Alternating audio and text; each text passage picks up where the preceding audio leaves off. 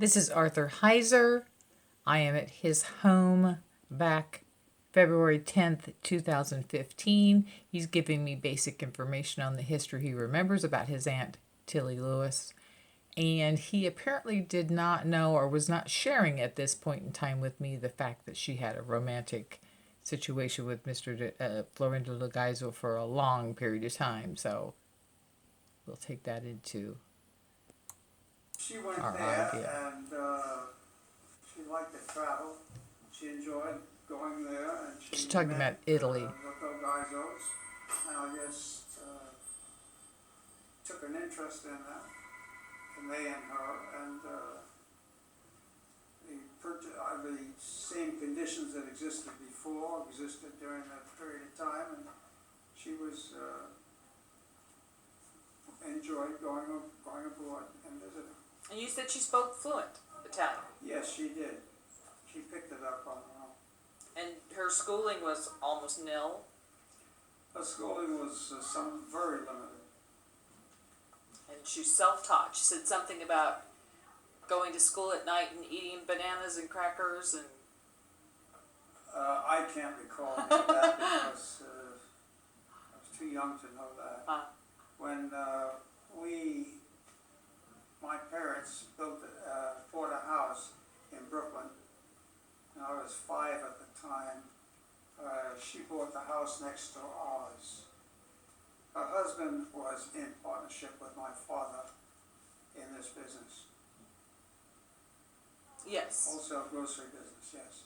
And but she left him amicably, I guess, and went to work in the stock brokerage, or she was still with him? No. She was still married when She was still married? She was working there, and she was married for quite a few years after that. But when the crash came, of course, it hit her as well as many others, and that was it with the stock brokerage business. So that's when that ended. And so from 1930 to 1934, when Tilly Lewis started Flotel. Well, the first year was 35, was the first year of operation in 35, but probably connections in 34 were started. Yeah. And that's because the idea came about that since all these tomatoes were brought in from Italy, and tomatoes were being produced in larger numbers in California, thought arose that why not try these Italian-style tomatoes, the old Serrano tomato, in California. And that was the basic interest involved, that she was involved with Del Gaizo, is to get into the raising of the variety of Italian tomatoes in California to supply the U.S. market. So she comes in, adorable, young, little Jewish gal, redheaded, and talks to these Stockton brokers and gets them to plant for her. How? And did what? She gets them. How does she talk them into growing tomatoes for her? She was just good at it? She didn't talk them into growing tomatoes for her. You're talking about the farmers growing? Yes. Oh, well, you hire a field man that goes out to farmers. In those days, of course, farmers were anxious to raise crops that had a market. And as long as someone was willing to buy those crops, they would plant the tomatoes. The seed was originally brought over from Italy through Del Gaizo, and the seed was planted. So she didn't talk to the farmers, she had a field man. Well, he's a field man. Okay. He goes out and talks to the farmers, yes. Okay, that explains it better to me. Yes. Okay. When did you personally begin to work for Telly? You graduated from school? Well, we came out in the summer of 1936 and went back in September to continue our college courses. My older brother and my younger brother came out in 36. with my mother. We drove out, And your and mom, we drove back. okay, And Tilly was alone here, without any family, and while she may have had some friends while she was here, it was still here without really being fully acquainted with anybody. She went to the Bank of America. I think their fellow was head of it at this time, and at this branch, with Fred Ferrajario, and with the introductions, I presume, through the Bizo's people, they arranged for financing a crop. Now, in those days, and it perhaps still occurs today, the whole year's crop is canned in a relatively short period of time, between 1 and 2 months, which means there's a tremendous amount of capital needed. And of course, the capital wasn't there. So the arrangement was made with the bank to pack the product, hypothecate it in a bonded warehouse, so the bank really had control over it like a mortgage on the product. As the product is sold, it is then released and the bank paid for whatever is taken out. Now, the bank was loaning not the full value of the product, but maybe, I don't recall exactly what it was. It may not have been, let's say, dedicated constant amount, but it could be as much as 60–65% of the full value of the product. So they had a margin of fees that I had, and this custom officer wouldn't let me through. And someone came along who spoke English and spoke the language, and he wanted to know what was what, and I told him I don't understand it. So he said, well, it's not properly stamped. I said, well, how much does it cost to get it corrected? He shrugged his shoulders. I took out a $5 bill, put it on the table. He stamped my passport. I grabbed it, and then I went into the men's room to make sure that they didn't look for me. And then when they called my flight, I dashed out and got on the plane. So that's the way things were handled in many things. And I guess it may still, from what I read about, it may still be handled that way through the police in Mexico. I don't know. that sounds a little scary. Well, it's one of the hazards. You gotta learn. Well, it sounds like you handled it well.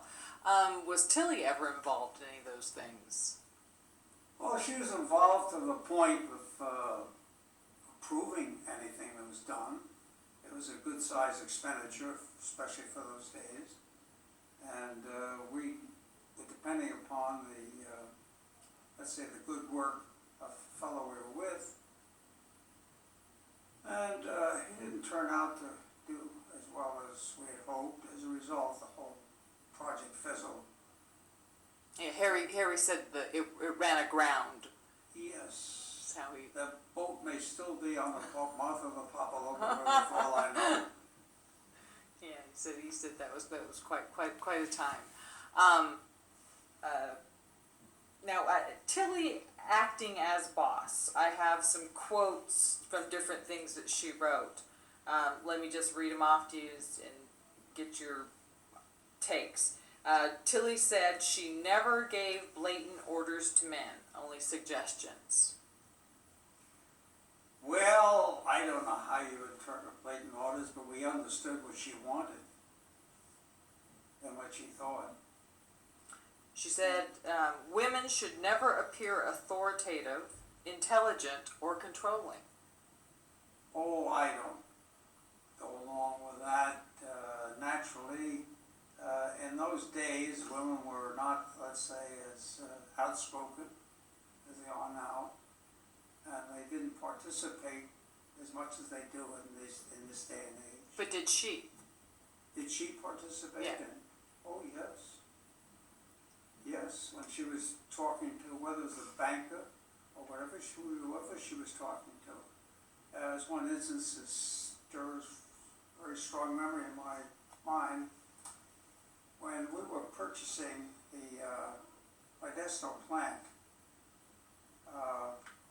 we were in the attorney's office and discussing the whole proposition, and the attorney said to her, you never know, this fellow may flim-flam you. And she said, well, let him flim-flam me, I'm buying it. And that was it. So she had a good idea of what she was doing, and it was a good move because it expanded our operation and got us into many different products. How did Bedford Island come about? The Delta Island?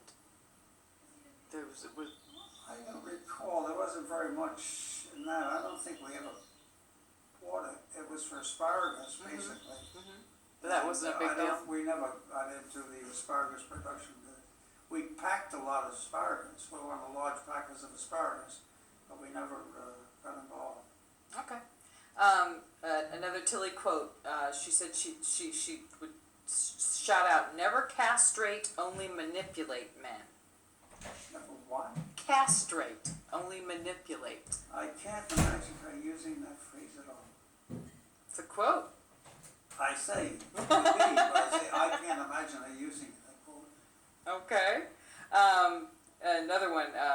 In order to remain a queen, one ought to stand just above her subjects so as to evoke awe and respect. These are That's something that's new to me. okay. Yes, she wanted respect, there's no question about it. But I don't think it was to remain a queen. She wrote it down, but She wrote it down? she wrote it down. Did she have friends? Did she mention friends, or did she have girlfriends around town, or? No, not around town. She knew people in different places. And she was friendly with Fanny Bryce, I remember, and a few other people. She had a home for a while in Los Angeles. In fact, that's why she was married to Myra Ross. And on Rossmore Avenue. It was a beautiful place.